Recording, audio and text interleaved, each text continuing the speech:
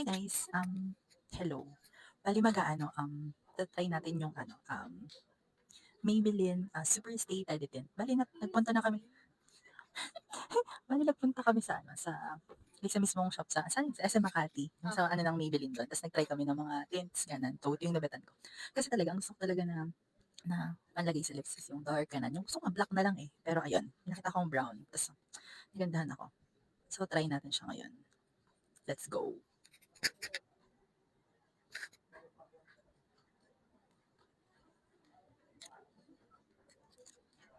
Ay, yung shade niya pala, hindi binanggit, ay Mascara Tear. Hindi naman nababasa.